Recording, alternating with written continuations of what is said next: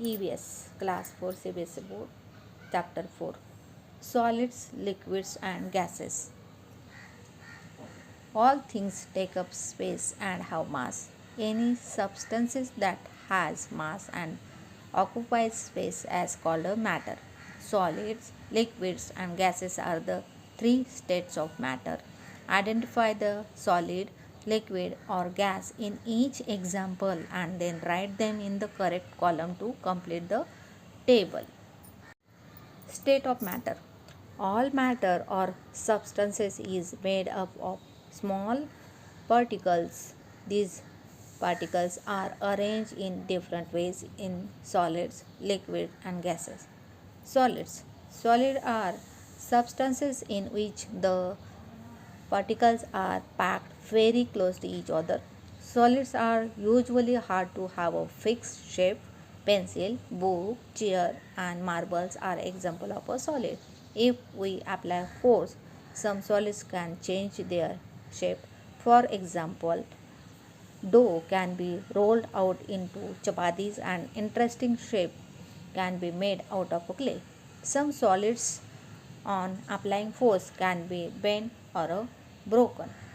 Liquids. Liquids are substances in which the particles are not very closely packed. Unlike solids, they have no fixed shape and can flow. They take the shape of the container. They are poured into water. Milk and juice are an example of liquids. If we pour some orange juice into a glass, it will take the shape of the glass. If we pour it into a bowl, it will take the shape of the bowl.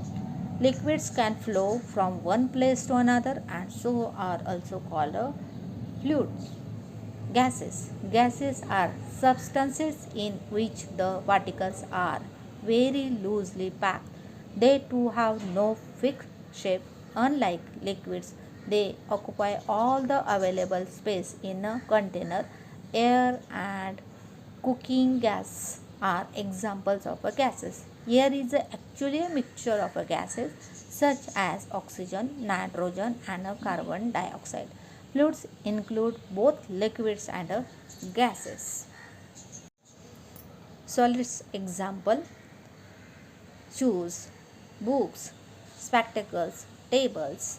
Liquids: glass of milk, scent bottle, juice bottle. And gases: ball, cycle or any vehicle, tire, balloons, etc. Change of states. Matter can change its form from one state to another. The process by which a solid changes into a liquid is called melting. When you take out an ice cube from the freezer and leave it at room temperature, you will see that the ice starts to melt into water. When this water is heated further, water starts to changing into vapor, means steam. The process by which a gas changes into a liquid on cooling is called condensation. When you hold a cold steel plate over a pot of boiling water, you will see tiny drops of water condensing on the tray. The process by which a liquid changes into a solid on cooling is called solidification. Freezing of water into ice is form of solidification. If you fill water in an ice tray and keep it in the freezer, you will see that after some time the water turns into ice. Solute, solvent and solution. Solute, solvent and solution.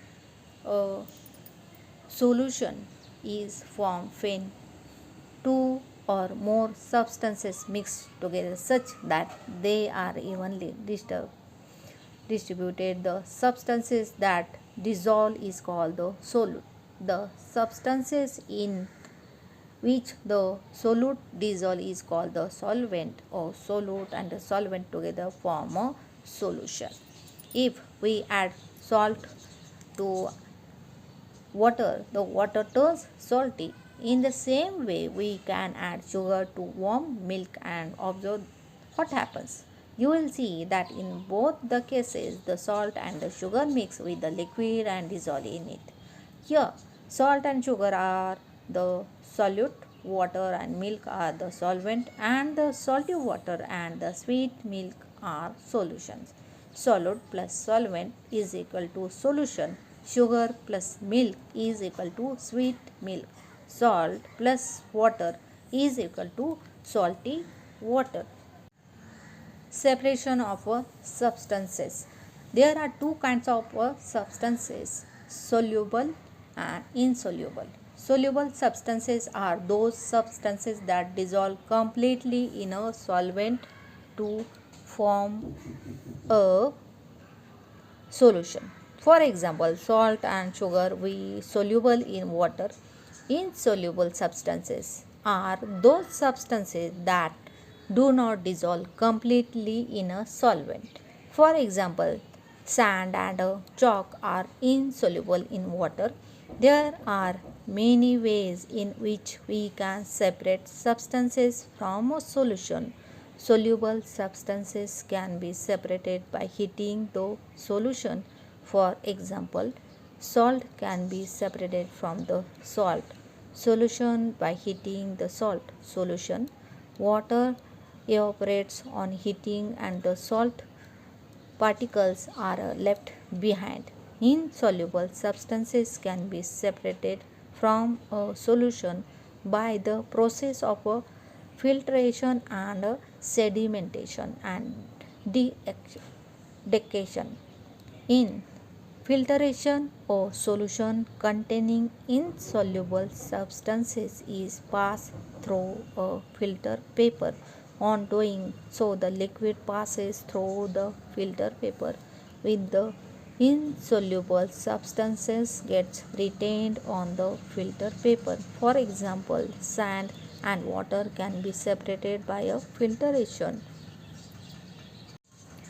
An example of filtration used at homes is the separation of tea leaves from tea using a strainer.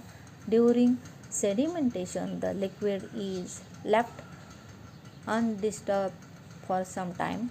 The heavy insoluble solids settle down at the bottom. This process in which insoluble substances settle down is called a sedimentation.